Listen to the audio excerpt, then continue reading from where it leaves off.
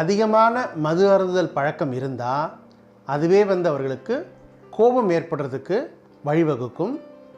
நிறைய பேருக்கு பார்த்திங்கன்னா மது அருந்திய பிறகு அவர்களுடைய நடத்தை பிஹேவியரில் நிறைய மாற்றங்கள் ஏற்படும். அப்போ அதிகமாக கோவப்படுவாங்க, ஆத்திரப்படுவாங்க, சண்டை போடுவாங்க, ரொம்ப அக்ரெசிவாக ஆகிறதுக்கும் வாய்ப்புகள் அதிகம். அடுத்தபடியாக இந்த மது அருந்துதல் பழக்கம் ஏற்படுறதுக்கு இன்னொரு முக்கிய காரணம் சொல்லப்படுறது லோன்லினஸ், தனிமையாக உணருதல்.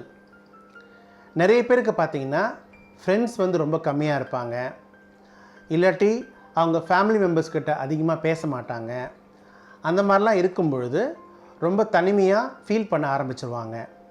ஸோ அந்த தனிமையை போக்குவதற்கு அவங்க ஆல்கஹால் அப்படின்ற ஒரு நண்பனை தேர்ந்தெடுக்கிறாங்க. ஆனால் அவங்க என்ன ரியலைஸ் பண்ணல அப்படின்னாக்கா, இந்த ஆல்கஹால் அப்படின்ற விஷயந்தான் அவங்களுக்கு லைஃப் டைம் எதிரியாக இருக்குமே தவிர அவங்களுக்கு நண்பனாக இருக்க வாய்ப்பே கிடையாது.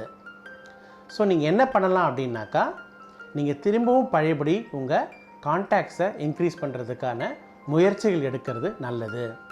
ஸோ வீட்டில் ஃபேமிலி மெம்பர்ஸ்கிட்ட நிறைய பேசுங்க. பழைய ஃப்ரெண்ட்ஸ் எல்லாரையும் நீங்கள் காண்டாக்ட் பண்ணி உங்களுடைய ரிலேஷன்ஷிப்பை திரும்பவும் இம்ப்ரூவ் பண்ணிக்கிறதுக்கு முயற்சி எடுங்க. அதையெல்லாம் செய்யாமல் நீங்கள் ஆல்கஹால் எடுத்தீங்க அப்படின்னா அது ஒரு தவறான அணுகுமுறை. அடுத்தபடியாக இந்த